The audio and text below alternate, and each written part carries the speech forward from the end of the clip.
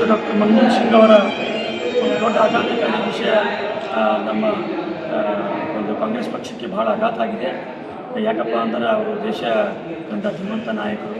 2004ರಿಂದ 2014 ತನಕ ದೇಶದ ಒಂದು ಉನ್ನತ ಸ್ಥಾನ ಪ್ರಧಾನಮಂತ್ರಿ ಹುದ್ದೆಯನ್ನು ಅಲಂಕರಿಸಿದಂಥವರು. ಈ ಒಂದು ದೇಶದ ಏನು ಎಕನಾಮಿ ಹಿಂದುಳಿದಂಥ ಸಂದರ್ಭದಲ್ಲಿ ದೇಶಕ್ಕೆ ಒಂದು ಅವ್ರದೇ ಆದಂಥ ಒಂದು ಪ್ಲ್ಯಾನನ್ನು ಕೊಟ್ಟು ದೇಶ ಮುನ್ನಡೆಸುವಂಥ ಕೆಲಸ ಯಾರಾದರೂ ಮಾಡಿದ್ರೆ ಮನಮೋಹನ್ ಸಿಂಗ್ ಅವರಂತೆ ನಾವು ಒಂದು ಸಂದರ್ಭವಾಗಿ ಹೇಳೋಕ್ಕೆ ಇಷ್ಟಪಡ್ತೀವಿ. ಅದೇ ರೀತಿ ಇವತ್ತಿನ ದಿವಸ ಒಂದು ಕಾಂಗ್ರೆಸ್ ಕಚೇರಿಯಲ್ಲಿ ಶ್ರದ್ಧಾಂಜಲಿ ಕಾರ್ಯಕ್ರಮವು ನಮ್ಮ ಕಾಂಗ್ರೆಸ್ ಕಚೇರಿಯ ಎಲ್ಲ ಕಾರ್ಯಕರ್ತರು ಕರೆದು ಇವತ್ತು ಡಾಕ್ಟರ್ ಮನಮೋಹನ್ ಸಿಂಗ್ ಅವರ ಒಂದು ಶ್ರದ್ಧಾಂಜಲಿ ಕಾರ್ಯಕ್ರಮ ಮುಕ್ತಾಯಗೊಳಿಸಲಾಯಿತು. ಶಿವಾನಂದ ಮೂರ್ತಿ, ಯುವ ಕಾಂಗ್ರೆಸ್ ಜಿಲ್ಲಾಧ್ಯಕ್ಷ.